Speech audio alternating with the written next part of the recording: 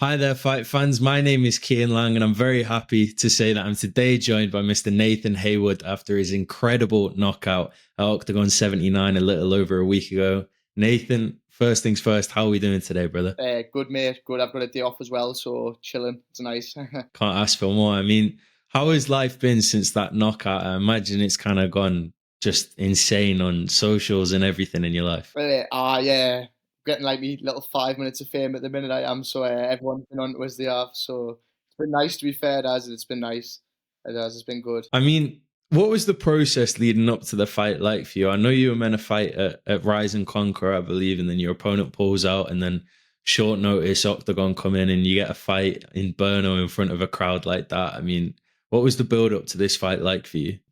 Like to be honest, I was training quite good. Like I was sparring because I started my last camp a week early because I was just like because I got some good sparring in, so I was like, oh, I may as well just start my camp from here. I had some good rounds there, so we basically just in camp, and then I had like a few pullouts, and then like I was like it sort of worked in my favor, I think, because I had like a few like no proper injuries, but just like a few like like a few bumps and bruises, and I had like like probably like a good week maybe two where I was like training, but like not like camp training. And I think it sort of like rested us up quite good. So even though it seemed like I was taking the fight on short notice, I feel like I was just like quite like fit and then like also like well rested. So it worked quite well. To be fair, I think I was like a bit lucky with how it all played out. To be honest with you, like it worked perfect. And you see sometimes with people like when a big opportunity like this comes up on short notice, it can almost like help in a way because you don't have that time to sort of sit and think and think and think about the fight.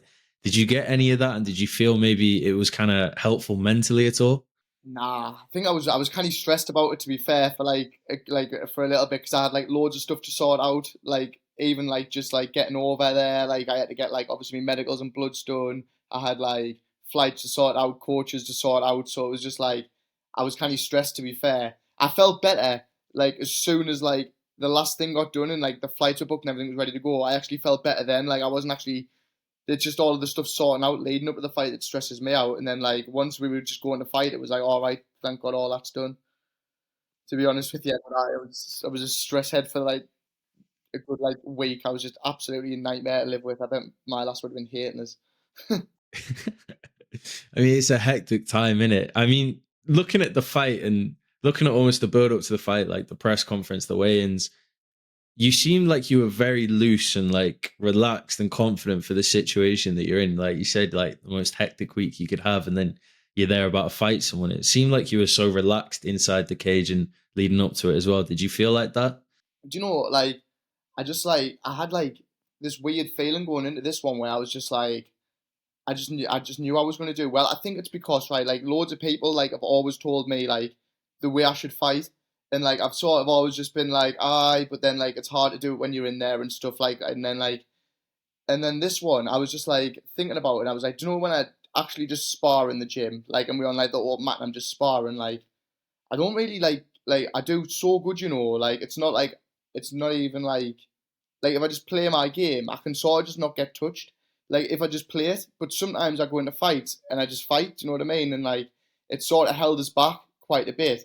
And then going into this one, I just knew in my head I was going to do the right stuff. I was like I knew I took like it took us a while to take in the message, but like enough people told us it. Like Fisher told us it about a million times. Like close friends in the gym who fight as well have been like, mate, like you can just like tan people on the outside, like and do that to people. You don't even have to like just get into these scraps. Like it's on them to like come to you and like make something happen if they're just getting peppered. So I don't know. I just felt like I was just gonna touch him up on the outside, and like, he was big and stuff, but like my legs were longer than his arms, and I was like, if he's not gonna be able to kick with us, he's gonna be in for like a long night. So I just felt confident going into it. To be honest, I couldn't believe the odds that they had as that either. Like that was like I was like, oh my god.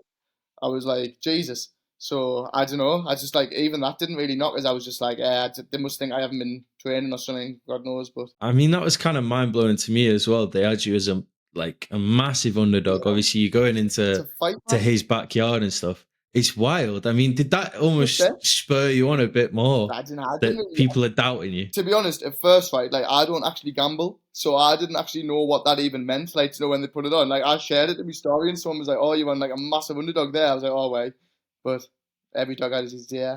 I mean, absolutely. And you look at the fight. I've not seen many knockouts that were more impressive. I mean, like you say, Shotanovsky, if that's how you say his name, it's a bit of a nightmare to say. But he's the big favorite, and you go in there and land a hook kick like that. And then I think the most impressive thing to me, whilst the kick was unbelievable, was the ground and pound that followed, because it was so precise and like surgical. You didn't miss a shot when he went down to the ground. I mean, what do you think when you look back on that finish? I do you know what, right? Like I didn't even realize how like I actually IR rated it as well. Like not to be a big but like when I watched the battle, I was like I was kind of playing that like because I didn't really waste any shots either. Like I don't feel like do you know if I hadn't finished them there, I feel like I wouldn't have like expended like too much energy either because it was like five punches. Like they were just like they were. I was pretty happy with it, to be honest, mate. I was happy with how I finished it as well because when I dropped him, like I'd like people were saying like they don't get how like that like kick sort of dropped him like, but it's like I don't think they realise how hard you can throw a hook kick for one. Like, I just think not many people land them because they sort of like you've got to sort of like set it up with like other things first. You know what I mean? But and I think a lot of people just throw them just to like so people are like, whoa, I don't want to go through that. Like more as like a deterrent. But I think when I first dropped him, I don't think he was like I think he was dropped, but I think like he would have only needed like a little bit of time to recover. But I just didn't give him it really. I mean, I thought the exact same when I'm watching it, and he goes down, he sort of scooted back straight away, and you think, okay, he's going to guard up or something. And like you say, he'll be fine in not too long. And then those shots come in, and it seemed like, again, I mean, to be able to do that, you have to be calm in that moment and not rush it. Is that something that obviously you can't train to drop people in the gym, but is that something that you're always training, just staying calm in the moment, or is that just instinct takes over? As soon as I dropped him, I just heard like all three of me cornermen shout discipline, like as like I think Dan shouted it 15 times in a row, like because I think they know what I'm a bit like, so they knew I was probably going to go a bit crazy. So as soon as I heard that, it sort of just like because I actually use me cornermen, like I actually listen for them and like try and like because they are useful, like especially if you've got good cornermen. So like as soon as I heard them shout that, I was just like I'm just going to pick me shots. I didn't even sprint. I sort of just jogged like over to him. I think. I mean, it was an incredible moment, man. And I mean, of course, as well with the fight and with Octagon, they're so known for the crowds that they get and the atmospheres. I mean, what was it like fighting in Brno? Like I said, it's kind of his backyard. You're going in as the enemy, I guess, for the crowd. What was that like for you? I didn't get much of a pop walking out, like, but to be honest, I tried to like because I would say as I was in that sparring thing, I was just like when you spar with people, just be relaxed, like when you're sparring and like you'll catch them. So when I was walking out, even I was just trying to like be more like in a sparring mentality. I was trying to keep it a bit more like just loose, like you're saying, just like not really put too much on the moment. I was just like I'll like appreciate it later, but for now I'm just gonna try and like wait. I still had fun, but like I didn't really like look around and try and like make it as like mesmerizing as I could. I just saw like got myself there, and then that was it. I was like I thought it was a bit.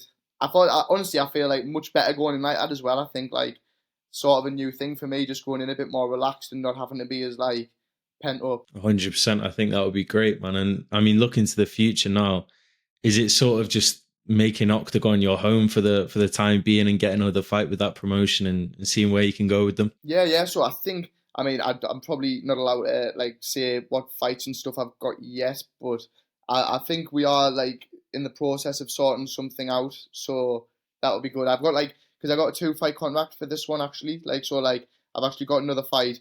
So let's like just see where it goes after that. I mean, obviously Octagon have treated us really well, like when I was over there and stuff, and just like they're obviously amazing to fight for. The production's amazing, like so.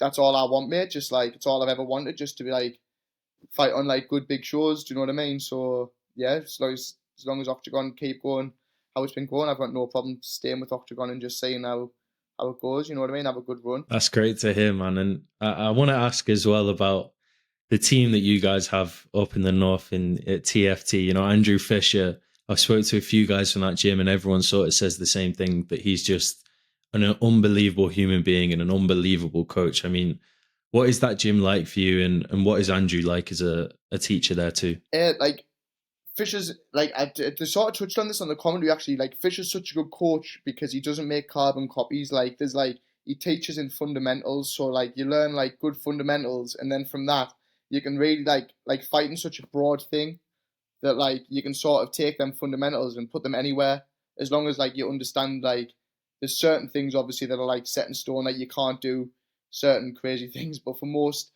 things are all just within a parameter. You can do like anything you want. So I think he just teaches people that, and just that, yeah, just he's just an amazing coach in general, mate. Like there's not many guys that can teach everything, like because like a lot of people like have like a jiu-jitsu coach, but that's not really MMA grappling either. Like Fisher's like an expert MMA grappler, so yeah, he's just an amazing coach all around, mate. He is like in like a good like brain to have as the main guy in your camp, and then obviously the gym's just going from strength to strength at the minute. Obviously, like got Burlow smashing it, Mick Parkin, James Hendon, me. Like there's just so many pros. Dan Bainbridge. There's like obviously so many pros coming out of the gym. I'm probably gonna miss loads of them. Katrina just won the IMAFs. Do you know what I mean? Like there's so many.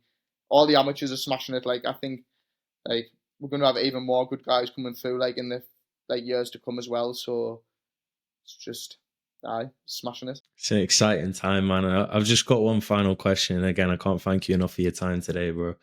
How did you find this sport in the Oh, I first miss place? And Charles Joyner. Sorry, Charles Joyner smashing it. oh yeah, yeah, He's in there. he's a top man, Yeah. top man. Sorry. What was that? I Sorry, mate. mean, how did you find MMA in the first place, and sort of find your passion and your love for this sport originally? I've done this my whole life, you know. Like I've done kickboxing and karate and that since I was like a little kid. Then I did MMA like not long after that. So I've like I think I had like do you know one of them like amateur fights where you can only do body shots, but like I think I had one of them when I was like 13, 14. So like I've been doing it really. It's just sort of what I've always grew up doing. Like if I wasn't fighting, I'd still be training. Do you know what I mean? It's just always been my thing. Like I said, I wanted to be a cage fighter when I left like primary school. Like it's not like something that's just like it's like popular now as well. Like nobody even used to watch it then, did they really? So it's pretty cool. Now it's taken off, and you actually have like a bit of a platform to do it on now. I mean, it's mad to see the growth of the sport, and it's incredible to see your growth in such a short time as well, man. Thank you so much for your time today, Nathan, and enjoy the rest of your win and enjoy the rest of your week. Thanks Thank very you much, very mate. much, Thanks man. for having us on, mate. Spot on.